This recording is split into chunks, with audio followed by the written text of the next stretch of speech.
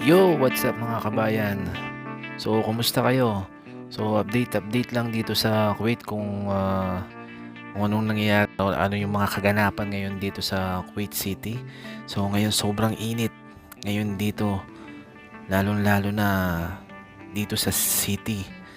Inulit ko lang yung sinabi ko, no. So, ngayon naglalakad ako, tingnan niyo, naka-shades pa ako, no. Parang wala lang kasi sobrang init nga. So yung temperature ngayon dito sa city is 49 degree.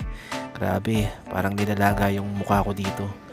So ngayon, no, shoutout pala sa mga kabayan natin dito nakatira dito sa Kuwait City. So sobrang init, lalong-lalo na sa mga pumapasok sa kanya-kanyang trabaho dito, no.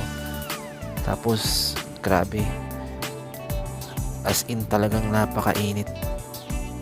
So ngayon, do-document ko lang yung pagpunta ko dito kasi nag-asikaso tayo ng mga insurance.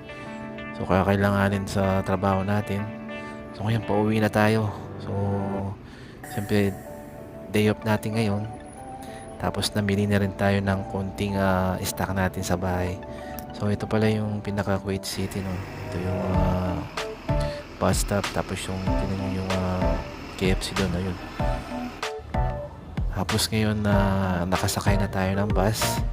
So time check natin na is mag-aalaw na ng hapon. So yun lang. So yun, pauwi na tayo. Let's go.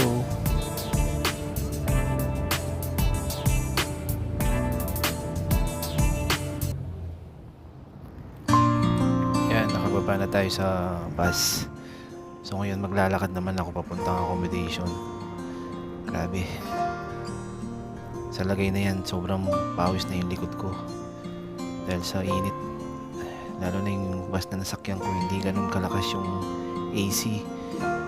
Tapos yung naamoy pa sa paligid mo para kang mahihimatay, alam mo ba yun? Kaya nalabas ako na walang pwedeng dalang mask. So yun, no. So, yan, malapit na ako dyan.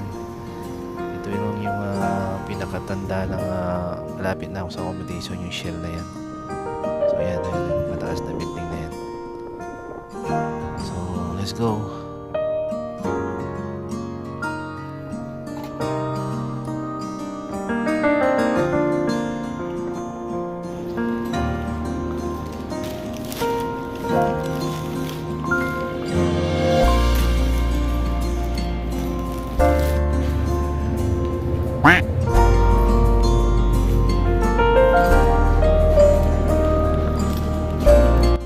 Nandito na tayo sa accommodation natin, no? So, nandito na ako sa room.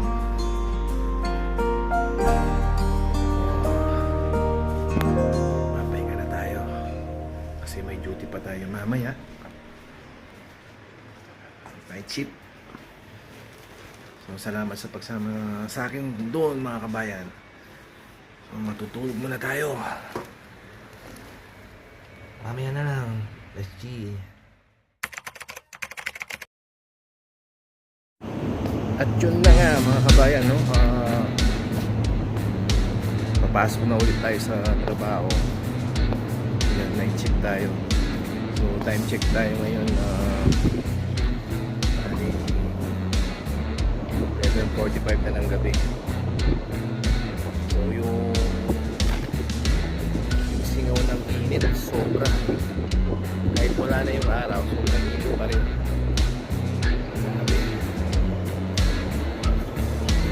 Yun lang, no, mga kabayan. So ganito yung buhay natin dito sa ibang bansa. So walang tigil na trabaho. So nakakabawi lang tayo pag day off natin. Sa mga ex-abroad dyan, alam nila kung ano yung kalagayan natin dito sa abroad. So yun lang, no. Siguro dito ko na tatapusin yung walang kakwenta-kwentang vlog-vlogger na naman. So yun lang. So mag-ingat kayo lagi, lalo na dito sa bansang Kuwait. Peace out. Bye bye.